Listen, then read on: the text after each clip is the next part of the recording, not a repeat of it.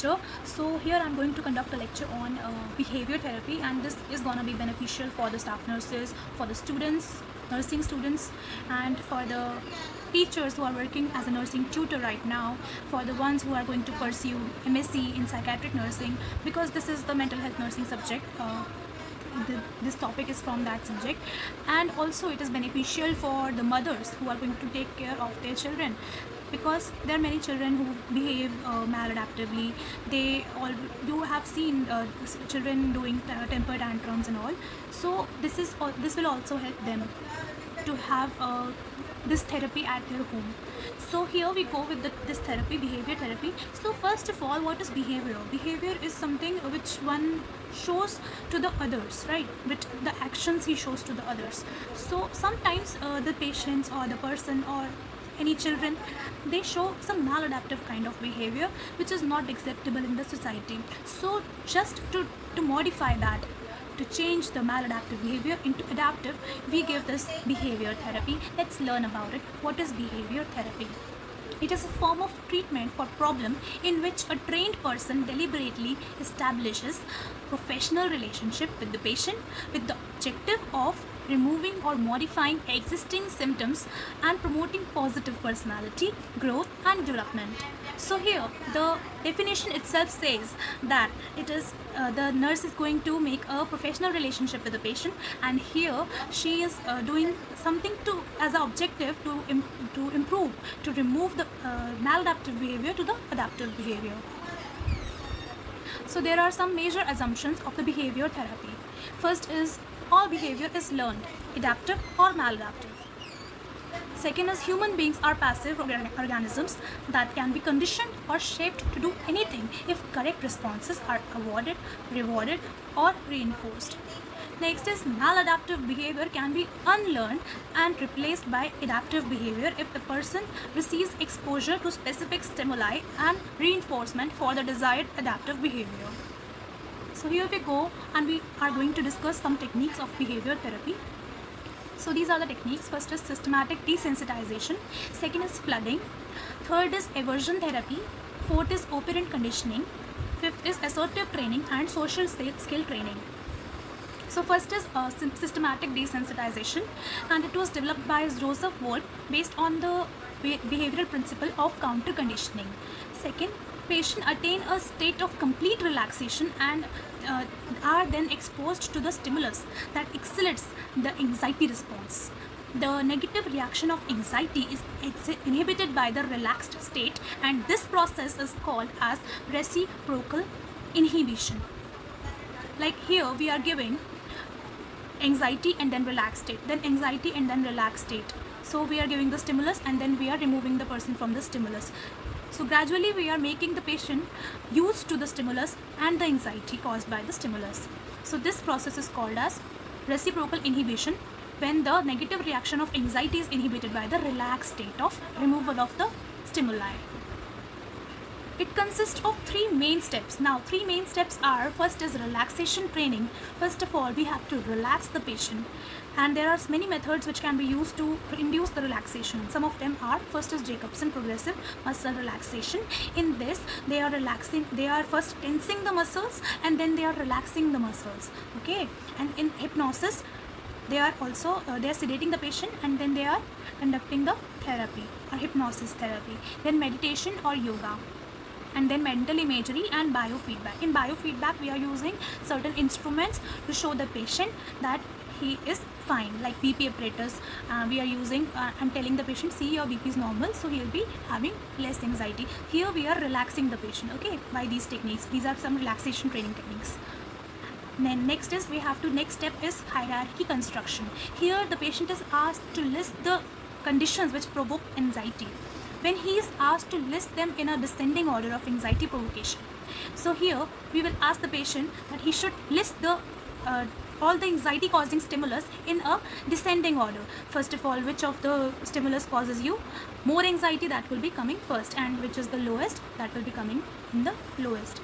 Then third step is desensitization of the stimulus. Here this can be either done in reality through imagination. At first, the lowest item in that hierarchy which we made above, that is confronted. So first we will give that low stimulus to the low anxiety producing stimulus to the patient, so he will be having low anxiety, right? So gradually we will be increasing the amount of anxiety by increasing the stimuli, that stimuli which we kept in the descending order, right?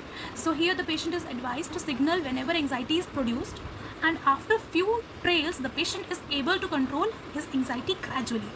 So this is the three techniques. These are the three techniques of systematic desensitization, how we are creating the patient's anxiety, controlling the patient's anxiety gradually, right? That is why it is called systematic desensitization. Now these are some indications for systematic desensitization. First is phobia, that is called exaggerated irrational fear of something. Next is obsessions and compulsions, when the brain is continuously compulsively thinking about something and then it is converted into the compulsive actions, that is obsessions and compulsions. Then certain sexual disorder also are the indications. Then the flooding. Next technique is flooding. Here the patient is directly exposed to the phobic stimulus, but escape is made impossible.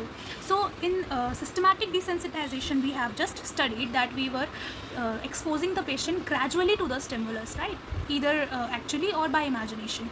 But here the patient is not gradually exposed but directly exposed to the phobic stimulus. Okay, then by prolonged contact with the phobic stimulus, the therapist's guidance and encouragement is there, and his modeling behavior reduces the anxiety. Okay, so like in the picture you can see he is directly exposed to that stimulus where he was feeling uneasy. So indication is the specific phobias. Aversion therapy. Here the pairing of pleasant with the unpleasant response, so that even absence of unpleasant response, the pleasant stimulus becomes the unpleasant. What did you understand by that? See, here we are just associating a pleasant symptom response with an unpleasant response. So what will happen? The person will already learn that this pleasant symptom is this pleasant response is bringing me unpleasant response every time, so it is unpleasant to me, not pleasant, right? So this is the aversion therapy. Unpleasant response is produced by electric stimulus, drugs, social disapproval, or even fantasy. So here you can see a baby's picture. When you have seen when they are doing thumb sucking, then we have to apply some chili powder on the thumb, and they say that it tastes terrible, right? They start crying, right? So here also this is shown here that we are associating the pleasant stimulus, that is thumb sucking, with the chili, that is unpleasant stimulus. Okay, so he'll be that will be changing the behavior. Then indications for aversion therapy. These are some indications. First is alcohol abuse, then paraphilias. In paraphilias, the patients are having sexual desire for the unconsented people. Means they are more prone to rape others, right? Then transvestism. Here the patient or the person dresses like the opposite sex. Then homosexuality, we all know, right? Next 4 is 4A, operant conditioning, procedure for increasing adaptive behavior. First is positive reinforcement. Here, when the behavioral response is followed by generally rewarding events such as food, praise, or gifts, it tends to be strengthened and occur more frequently than before. Reward it is used to increase desired behavior, like well done, very good, like we say, na? That is what here it is. Then second is token economy. This program involves giving token rewards for appropriate or desired target behaviors performed by the patient. Here, like our teachers used to do when we were in primary classes, she used to give us stars, no? Like I can do it here, the picture you can see. The teacher has given some tokens or the stars. So this will reinforce the patient, the person, right? Then next is operant conditioning procedure to teach new behavior. Here first is modeling. Modeling is the method of teaching by demonstration, like he will copy the parents, where the therapist shows how the specific behavior is to be performed. The patient observe other patient, and he'll be indulging in the target behaviors and getting rewards for those behaviors. He'll be making patient repeat the same behavior This will make the patient repeat the same behavior and earn rewards in the same manner. Like here in the picture, the patient or the child is imitating his father. Then next is shaping. After modeling, shaping. In shaping the components of particular skills, the behavior is reinforced step by step. The therapist starts shaping by reinforcing the existing behavior. Like at every step, the therapist will tell what is right and what is wrong. So this is called shaping. Then chaining.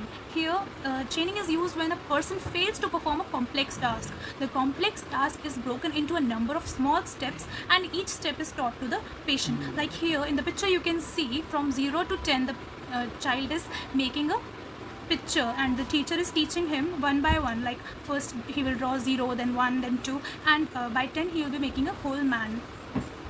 Fourth is C, operant conditioning procedures for decreasing maladaptive behavior. Here first is extension or ignoring. Extension means removal of attention towards permanently following a problem behavior.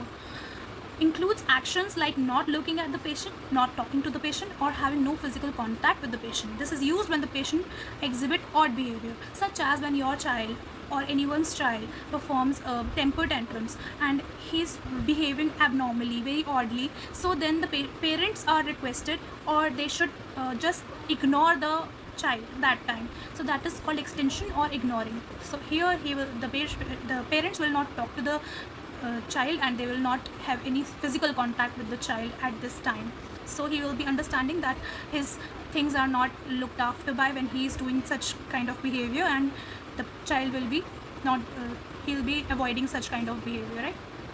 Next is punishment. The punishment procedure should be administered immediately and consistently, following the undesirable behavior with clear explanation that why he is getting that punishment, for what crime, or for what thing he did wrong. Okay, and desirable punishment should always be added when a punishment is being used for decreasing an undesirable behavior. It should always only be given when the child is showing some undesirable behavior, and also it should be asked to the child that what punishment do you want if you repeat the activity again. It should be a desirable punishment always. Then next is time out. Here we have to remove the patient from the reward, or the reward from the patient from the particular period of time following a problem behavior. If the person is showing some problematic behavior, then we have to tell that you will not get this reward which you were going to get in the when you do the something good. So here, if the person such as the child has abused someone, and then you say that now you will not be going to the park today. Okay, so often it is used in the treatment of childhood disorders. For example, the child is not allowed to go out for the ward to play if he fails to complete the given work.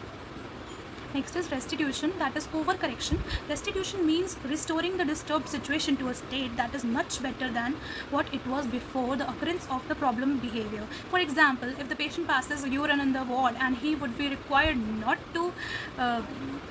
only to clean the dirty area but also mop the entire area of the floor in the ward. So here in the picture you can see he is making his bed after urinating.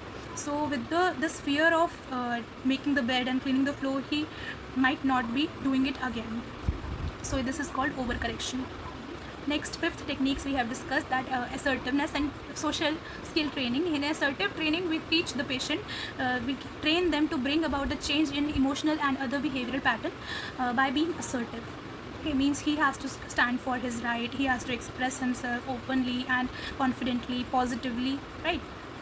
Then patient is encouraged not to be afraid of showing an appropriate response, negative or positive, to an idea or suggestion.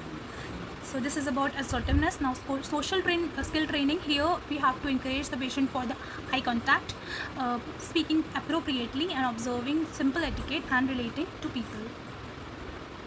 So let's summarize the topic. We have discussed about what is behavioral therapy and when it is used, indications, and all the techniques of behavioral therapy. So I hope all the techniques are clear to you, and if it is not clear, kindly go through the slides again, the video again, and you can understand it. If any queries are there or any clarifications are there or any corrections, if by mistake I was wrong anywhere, you can just drop the comment down there. Thank you so much for being patient and watching this video. Kindly subscribe my channel, like the video if you like it, yeah, and also you can comment and give suggestions, and also press the bell icon if you have not pressed till now.